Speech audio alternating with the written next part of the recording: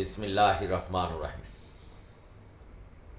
আলহামদুলিল্লাহ সালামুন আলা ইবাদিহিল্লাযিনা ইসতাফা ইন্না হাযাল কুরআন। প্রিয় দর্শক শ্রোতা, আমি Mostafa Kamal QM Quranic message YouTube channel থেকে আপনাদের সকলকে সালাম জানাচ্ছি। সালামুন আলাইকুম। আশা করি সকলেই ভালো আছেন। আজকে আমি একটি গুরুত্বপূর্ণ বিষয় নিয়ে আলোচনা করছি। সেটা হলো যে দুনিয়াতে সকলেই পাপ করছেন, অর্থাৎ আল্লাহর যে বিধান সেটা জেনে বা না জেনে আমরা পাপ করছি। এই পাপ থেকে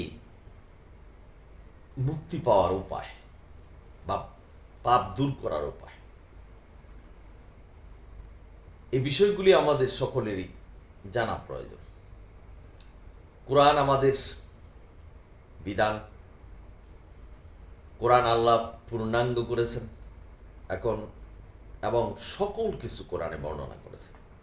সুতরাং আপনার জীবনে বা আমার জীবনে যে পাপগুলি আছে সেগুলি দূর করার উপায় কি, আল্লাহ কিন্তু কোরআনে বলে দিয়েছেন। সূরা মায়েদার 12 নম্বর আয়াত। এখানে আল্লাহ বলছেন নামাজ কায়েম করো, সালাত আদায় করো, আকিমুস সালাত। এই নামাজ কিন্তু এই যে অঙ্গভঙ্গির মাধ্যমে মসজিদে জামাতবদ্ধ হয়ে নামাজ পড়া বা একা একা নামাজ পড়া, শুধু সেটা নয়।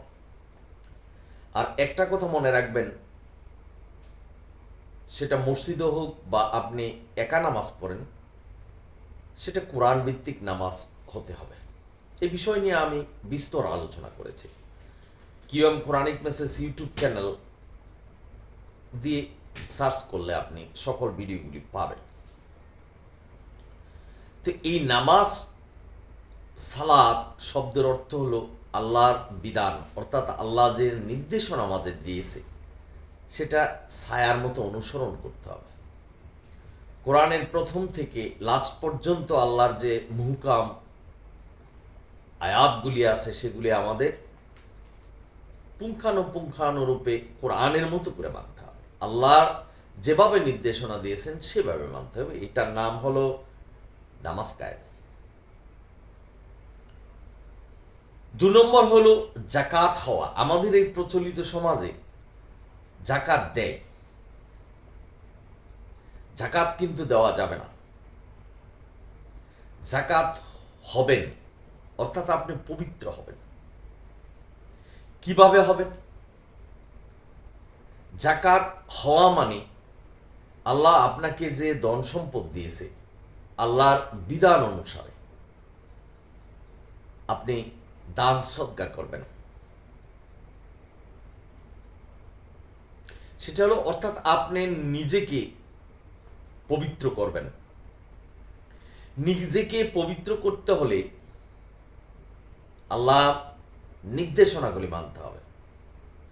আপনার ভিতরে আল্লাহর নির্দেশনা থাকতে হবে, আল্লাহর ভয় থাকতে হবে, আল্লাহর যে হুকুম সেগুলি ভিতরে আপনার থাকতে হবে। আল্লাহর প্রতি ভয় থাকতে হবে যে আল্লাহ হুকুম দিয়েছেন সেটা আমাদের পালন করতে হবে।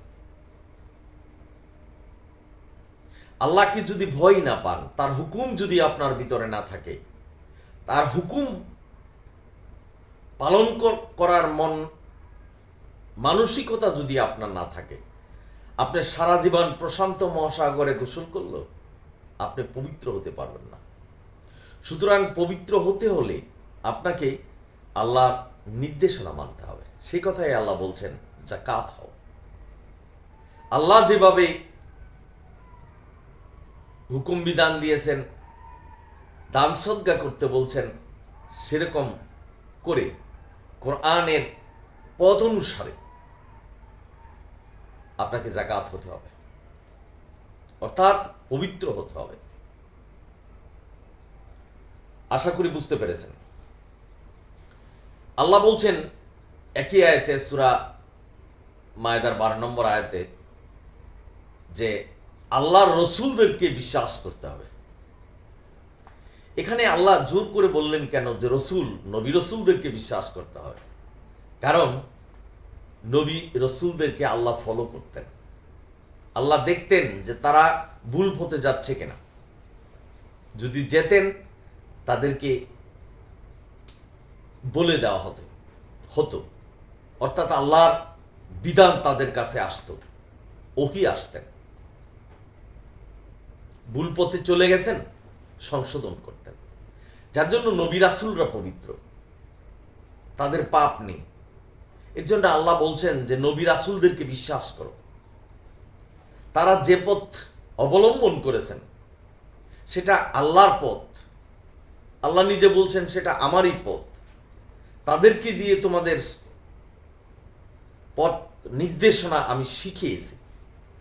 তোমরাও মানুষ, নবী রাসূলও মানুষ, সুতরাং তাদের দিয়ে আমি তোমাদেরকে শিখিয়েছি।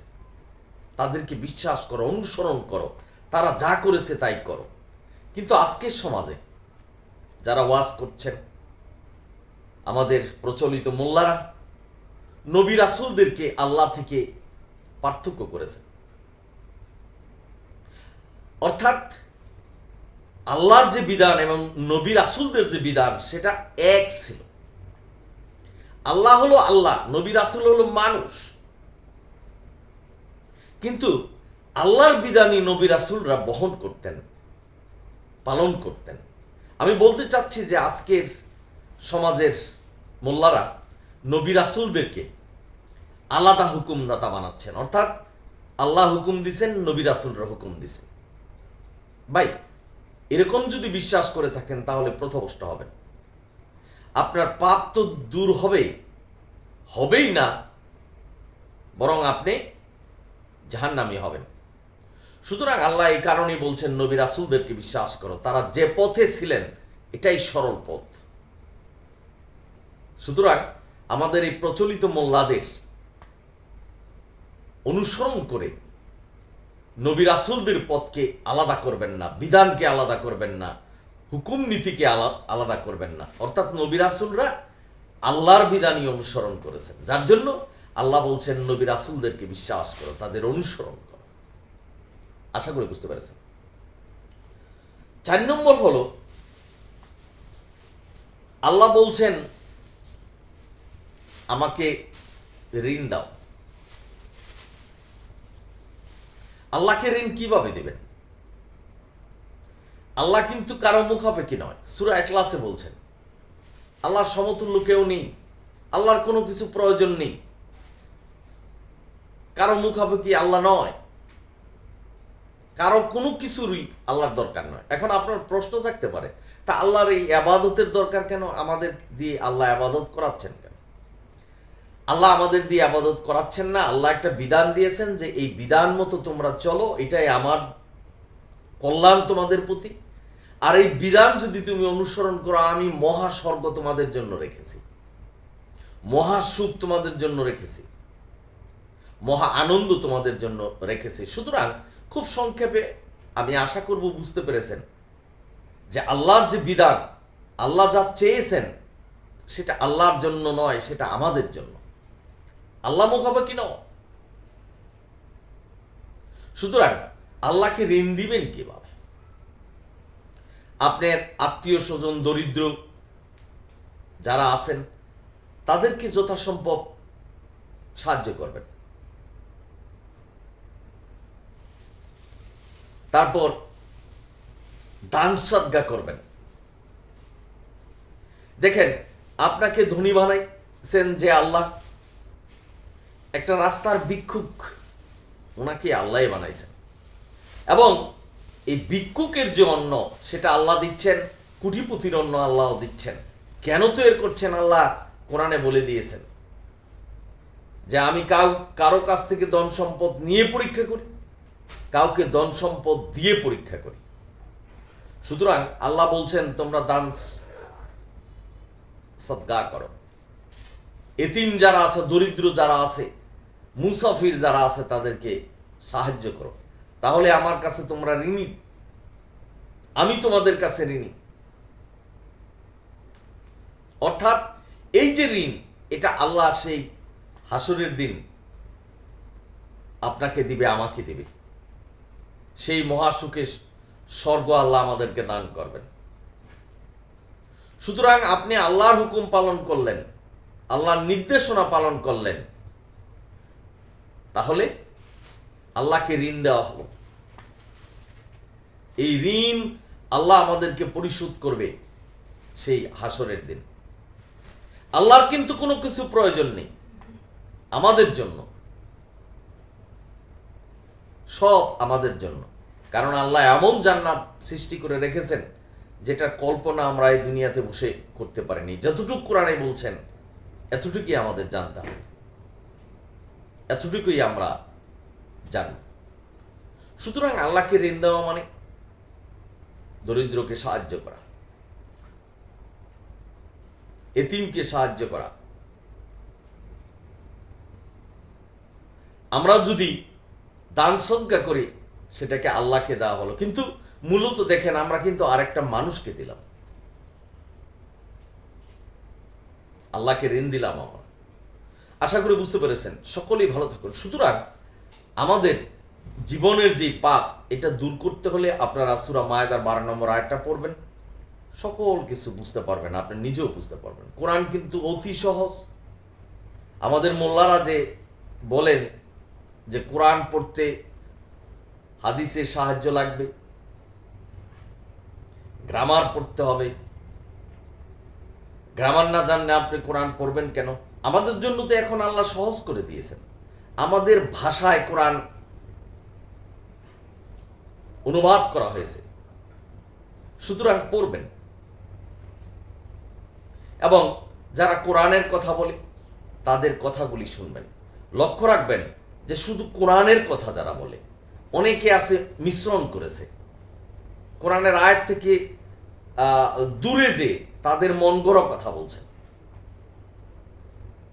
বুঝতে হবে। তবে আল্লাহ বলছেন যে কোরআন নিয়ে গবেষণা করো। আল্লাহ এই দায়িত্ব আমাদের দিয়েছেন। কোরআন কি বলছেন, অর্থাৎ আল্লাহ কি বলছেন সেটা আমাদের জানতে হবে। এই দায়িত্ব কিন্তু আল্লাহ আমাদের দিয়েছেন। আসুন আপনার আমার সময়ের কিছুটা অংশ কোরআনের জন্য দিই, অর্থাৎ কোরআন বুঝার জন্য দিই। সকলেই ভালো থাকুন, সুন্দর থাকুন, এবং কোরআনের পথে থাকুন। কিয়ম কোরআনিক মেসেজ ইউটিউব চ্যানেল থেকে আজকে আপনাদের মেসেজ। যদি ভিডিও ভালো লাগে সাবস্ক্রাইব এবং শেয়ার করবেন। অনিল হামদুলিল্লাহ রাব্বিল আলামিন।